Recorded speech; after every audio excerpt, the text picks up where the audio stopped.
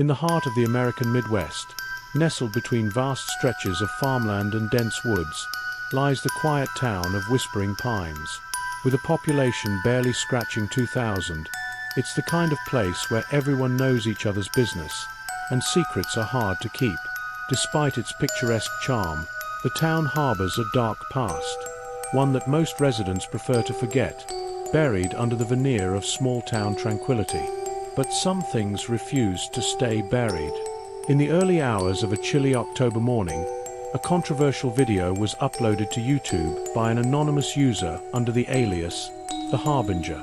The video, titled The Whispering Curse, quickly garnered attention, not for its production value or storytelling, but for the claims it made. The Harbinger, whose face was hidden by shadows and a distorted voice, recounted a tale of supernatural occurrences tied to the town's history. He claimed that those who watched the video would become part of the story, their lives inextricably linked to the dark forces that lurked in the woods surrounding Whispering Pines. The video was promptly taken down within hours of its upload due to a flood of complaints, with viewers reporting disturbing experiences after watching it: nightmares, hallucinations, and, in some cases, violent behavior. Despite its removal, the video was downloaded and shared across various platforms, sparking debates about its authenticity and whether it was merely an elaborate hoax. Most dismissed it as an urban legend, a digital campfire tale meant to spook the gullible. But for a few unfortunate souls, including a young man named Matt Reilly, the line between fiction and reality would blur in the most terrifying way. Matt Reilly had lived in Whispering Pines his entire life.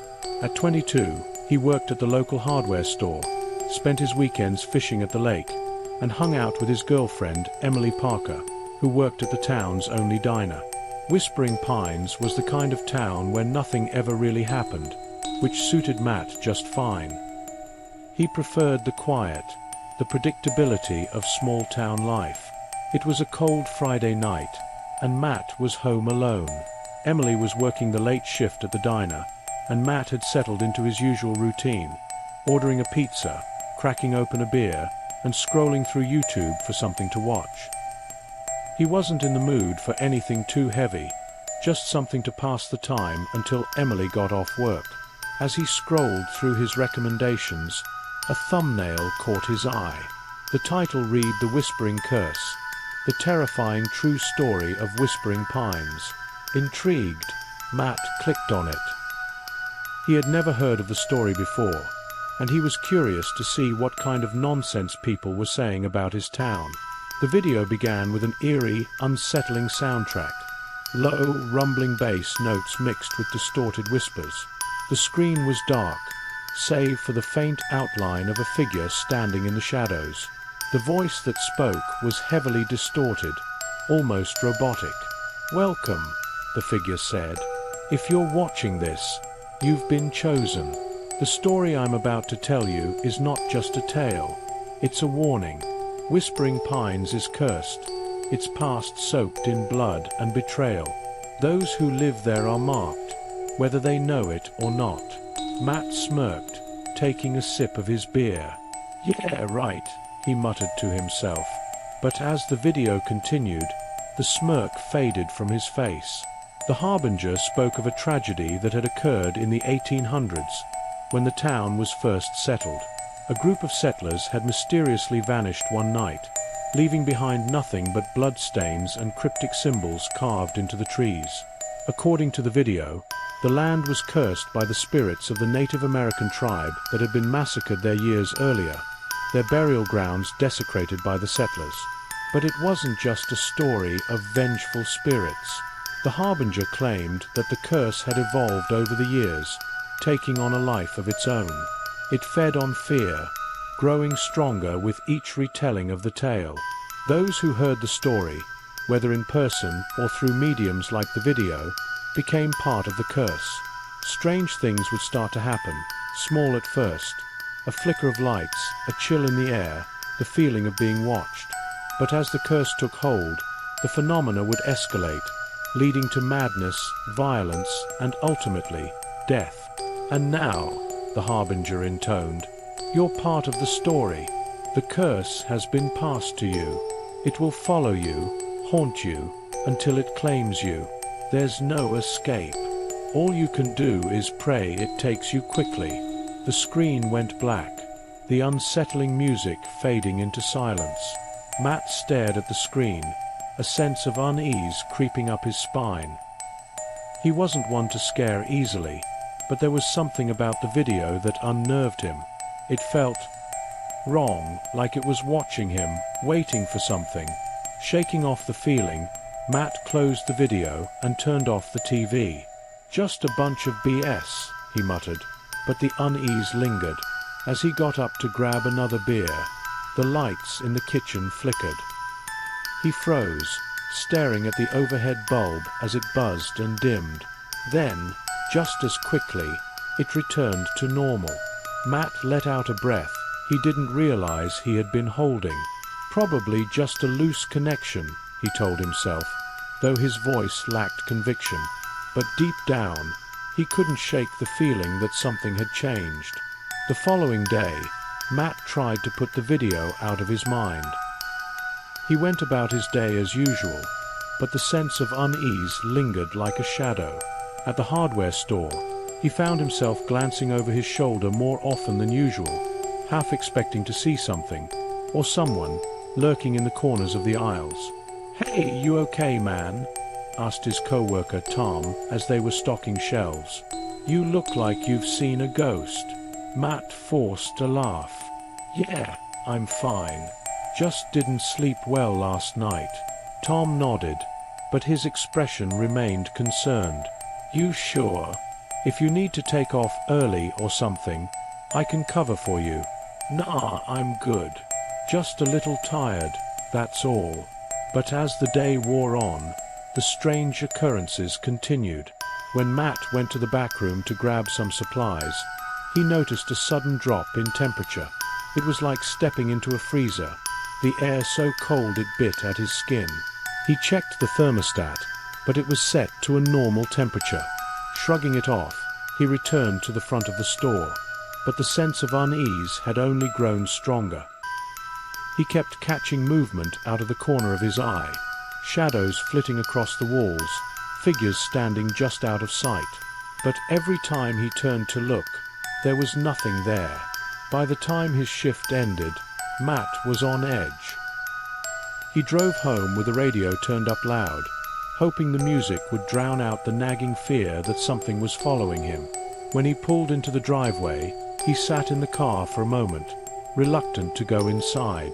Finally, he shook his head and got out of the car. "You're being ridiculous," he muttered to himself. "It's just a stupid video." But as he approached the front door, he noticed something strange. There were footprints in the snow leading up to the house. Large, heavy prints that looked like they belonged to someone wearing boots. But the odd thing was, there were no tracks leading away from the house. It was as if someone had walked up to the door and then vanished. A chill ran down Matt's spine as he followed the tracks to the front door. His hand trembled slightly as he reached for the doorknob. The door was unlocked, which was odd because he was sure he had locked it before leaving that morning. He stepped inside cautiously, half expecting to find someone, or something, waiting for him. But the house was empty, silent except for the faint hum of the refrigerator in the kitchen. "Emily," he called out, but there was no answer. She wasn't due home for another hour. Matt's heart pounded in his chest as he searched the house, but everything was in its place. There were no signs of a break-in, no indications that anyone had been inside. Yet the footprints in the snow told a different story. As he stood in the living room, staring at the front door, he felt the air grow colder. The lights flickered, and for a brief moment, he thought he saw a figure standing outside the window. A tall, shadowy figure with glowing red eyes. Matt blinked, and the figure was gone. His breath came in short, ragged gasps as he backed away from the window. His mind raced, trying to rationalize what he had just seen, but the image of those red eyes was burned into his memory. Just then, his phone buzzed in his pocket, making him jump. He pulled it out and saw a text from Emily. "Running a little late. Be home soon. Love you." Matt stared at the message, a sense of dread settling in his stomach. He wanted to tell her to stay away, to go somewhere safe, but he knew how ridiculous it would sound. Instead, he typed a quick reply. "Okay, be careful." He sat down on the couch, trying to calm his racing heart. He told himself it was all in his head, just a case of overactive imagination brought on by that stupid video. But deep down, he knew there was something more to it, something he couldn't explain. As he sat there in the silence, waiting for Emily to come home, the lights flickered again, and the temperature dropped even further. It felt like the house was closing in on him, the walls pressing in from all sides, and in the darkness, he thought he heard a whisper, a faint, distorted voice that sent a shiver down his spine. "You're part of the story now." Over the next few days, the strange occurrences escalated. Matt found himself caught in a nightmare from which he couldn't wake. The temperature in the house remained unnaturally cold, despite his attempts to adjust the thermostat. Shadows moved of their own accord, creeping along the walls like living things, and every so often, he would catch a glimpse of the figure with the red eyes, watching him from the corners of his vision. He became increasingly paranoid, jumping at every little noise, every flicker of movement. Sleep became impossible, as every time he closed his eyes, he would hear the whispers, low, guttural voices speaking in a language he didn't understand. Emily noticed the change in him almost immediately. She tried to get him to talk about it, but Matt brushed her off, insisting he was just tired or stressed. But as the days went on, it became clear that something was seriously wrong. "Matt, you're scaring me," Emily said one night as they sat at the dinner table. "You're not yourself lately. Please, talk to me. What's going on?" Matt stared at his plate, unable to meet her eyes. "I don't know, Em," he said finally. I think I'm losing my mind." Emily reached across the table and took his hand. "You're not losing your mind. We'll figure this out, okay? Whatever it is, we'll get through it together." Matt squeezed her hand, grateful for her support, but deep down, he wasn't so sure. The line between reality and nightmare was becoming increasingly blurred, and he didn't know how much longer he could hold on. That night, the whispers grew louder, more insistent. They called his name, beckoning him to follow, to submit to whatever force had taken hold of his life. He tried to block them out, but the voices grew more forceful, filling his mind with images of death and despair. And always, at the center of it all, was the figure with the red eyes, watching him with a cold, malevolent gaze. In desperation, Matt decided to go back to the source, to the video that had started it all. Maybe if he watched it again, he could find some clue, something that would help him understand what was happening. He waited until Emily was asleep before slipping out of bed and heading to the living room. He sat down on the couch, turned on the TV, and pulled up YouTube on his phone. It didn't take long to find a re-upload of the Whispering Curse. His hands trembled as he clicked on the video, and the distorted figure of the Harbinger appeared on the screen once more. "Welcome back," the Harbinger said, as if addressing Matt directly. "You've come seeking answers, haven't you? But there are no answers, only the truth. The curse has taken hold of you, and it will not let go." Matt's heart raced as the video replayed the same story. The settlers, the massacre, the curse. But this time, there was something different. The Harbinger's voice seemed more distorted, more aggressive, as if the entity behind it was growing stronger. "You cannot escape," the Harbinger whispered, the words echoing in Matt's mind. "You are bound to the curse. You are part of the story." Suddenly, the screen flickered, and the image of the Harbinger was replaced by a live feed of Matt's own living room.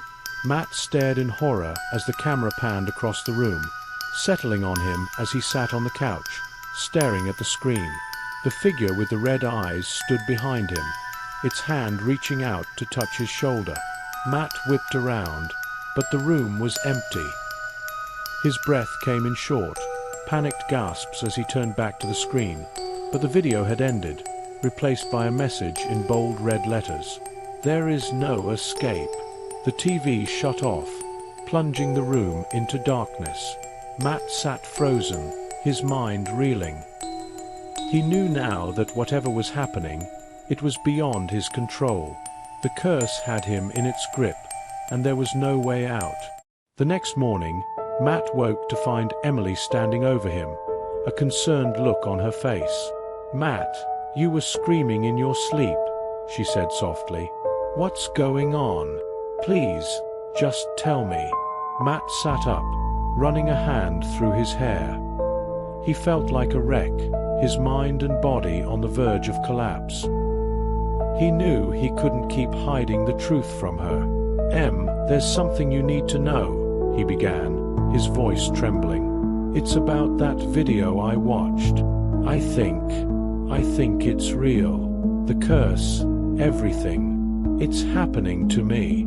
Emily's eyes widened in disbelief. "What do you mean? It's just a video, Matt.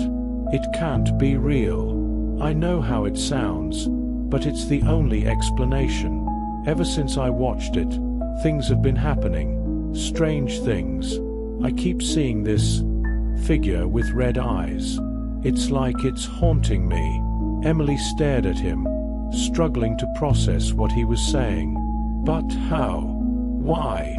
"I don't know, but I think it's trying to take me. Like the Harbinger said in the video, the curse feeds on fear, and I've been feeding it."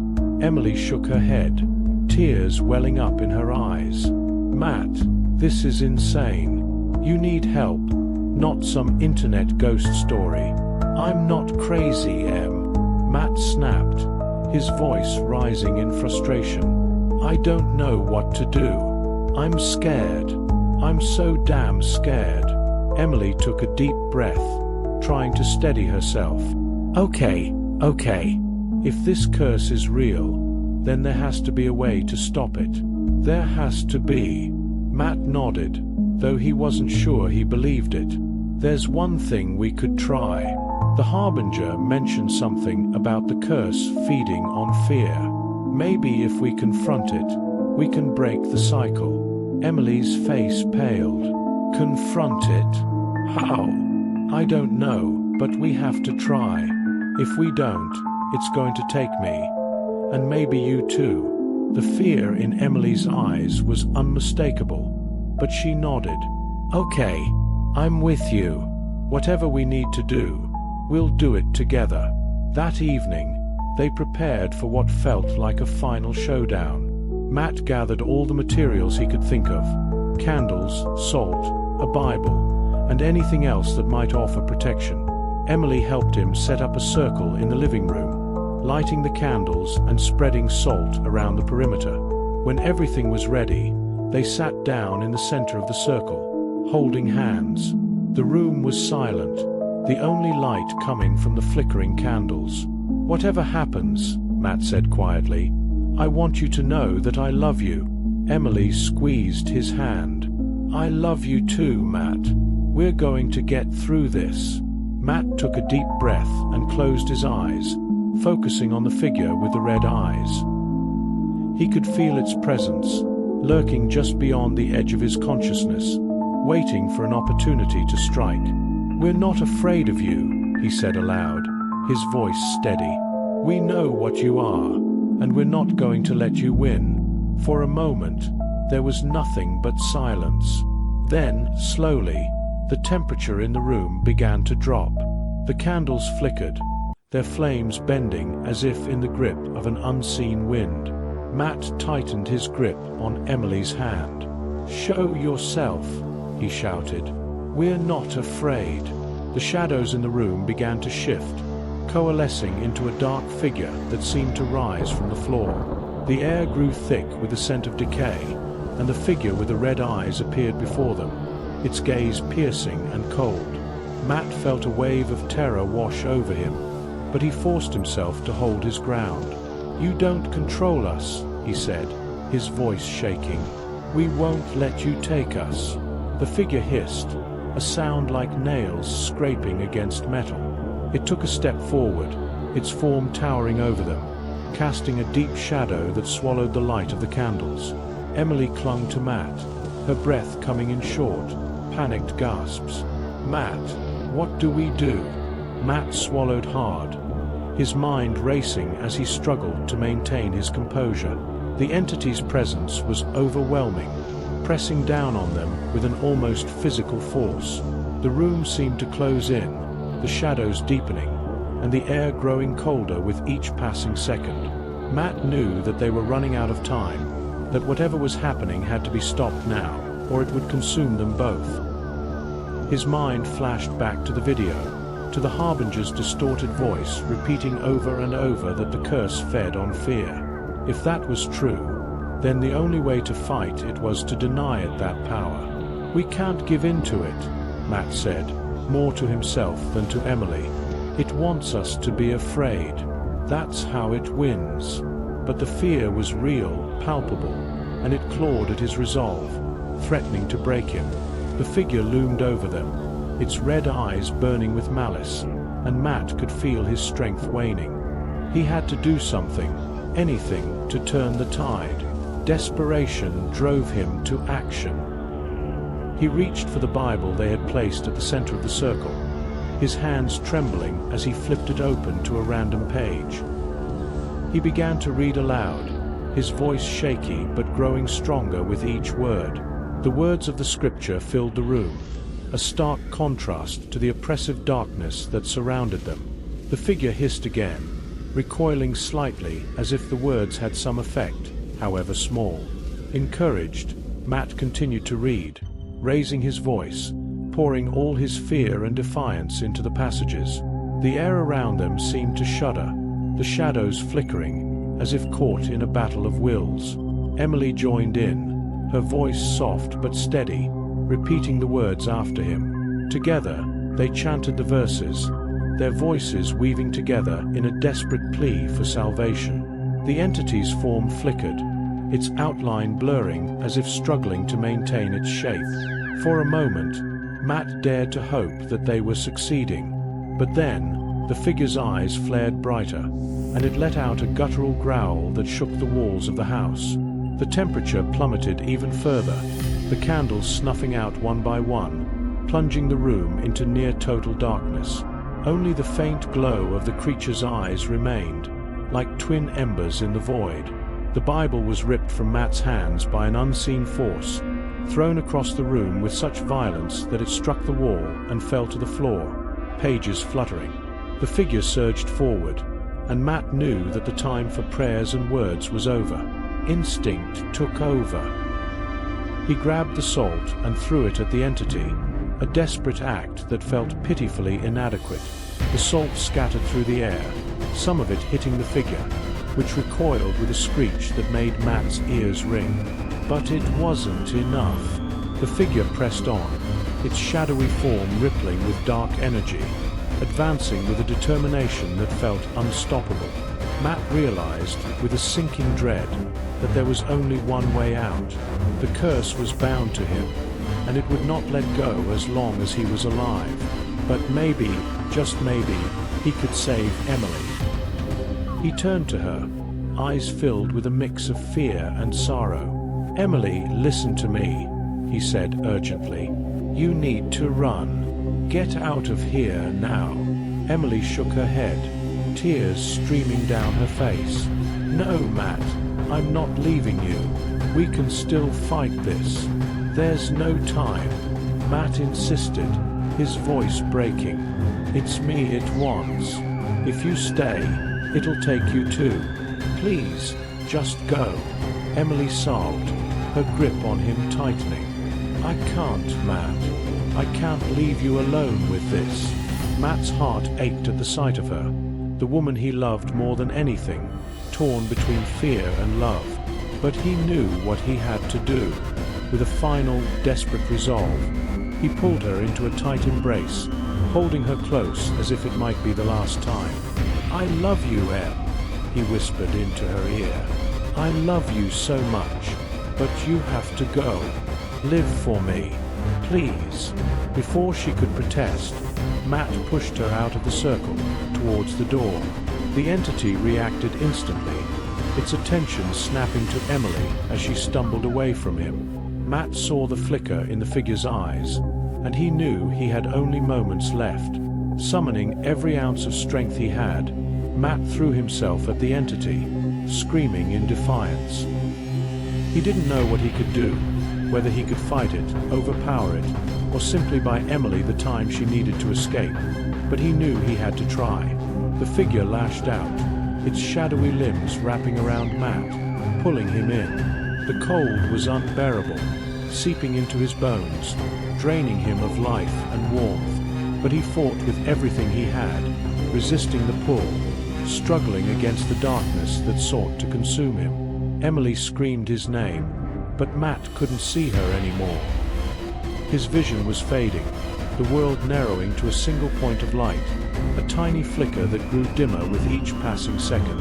And then, as the last of his strength ebbed away, Matt felt a strange sense of peace. The fear that had gripped him for days melted away, replaced by a quiet acceptance. He had done what he could. He had fought, and he had loved, and now it was time to let go.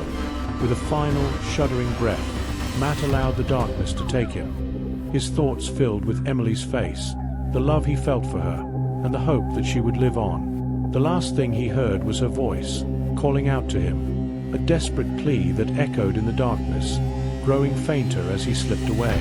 And then there was silence.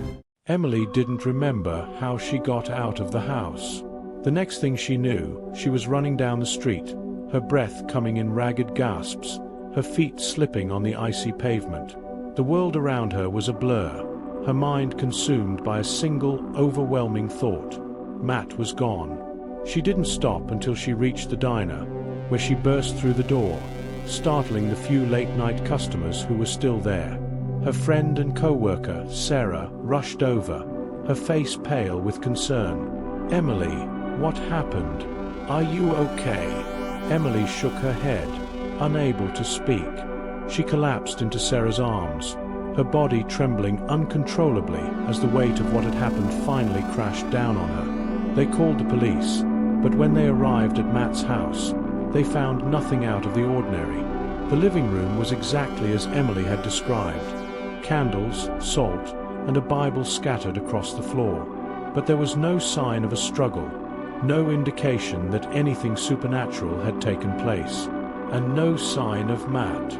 He was simply gone. The official report listed him as a missing person, presumed dead. The investigators chalked it up to a tragic case of mental illness, perhaps exacerbated by stress or substance abuse. They found the video that Matt had watched, but dismissed it as nothing more than a creepy internet hoax. But Emily knew the truth. She had seen it with her own eyes, felt the presence of the entity that had taken him. She knew that the curse was real, that it had claimed Matt because he had dared to confront it. In the weeks that followed, Emily was haunted by nightmares, visions of Matt, trapped in the darkness, calling out to her for help. She couldn't shake the feeling that he was still out there, somewhere, lost in the void between worlds, waiting for her to find him. But as much as she wanted to believe that there was a way to bring him back, she knew deep down that it was hopeless. The curse had claimed him, and there was no escaping its grip. Eventually, Emily left Whispering Pines, unable to bear the memories that lingered in every corner of the town. She moved to a city far away, trying to start over, to build a new life without Matt. But the past had a way of catching up, and the memories of that night would never truly leave her. She kept the Bible that they had used in the ritual, a small token of the life they had shared, and a reminder of the love they had fought for. And sometimes, in the dead of night, when the world was silent and still, she would open it and read the verses they had chanted together, hoping that somehow, somewhere, Matt could hear her. And maybe, just maybe, he would know that she hadn't forgotten him, that she was still fighting, still trying to hold on to the love they had shared. But the shadows that had claimed him never truly left her. They lingered at the edges of her vision, whispers of a curse that could not be broken, a story that had no end. And as the years passed, Emily came to accept that some stories were not meant to have happy endings. Some were meant to haunt, to linger in the darkness, echoes of a love that could never be reclaimed. And so she lived on, carrying the weight of that night with her, a burden she would bear until her final breath. For the curse of Whispering Pines was not just a story. It was a living, breathing thing, a force that fed on fear and despair, and once it had taken hold, it never truly let go. And in the end, it would claim her too. Years passed, and Whispering Pines remained a quiet, forgotten town. Its dark history, buried beneath layers of the haunting of Whispering Pines, had begun to fade from the collective memory of its inhabitants.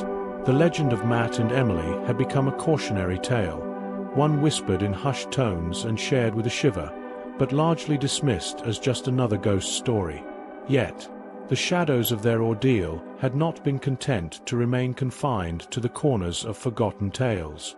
Instead, the darkness had quietly seeped back into the world, its tendrils stretching out into the digital age.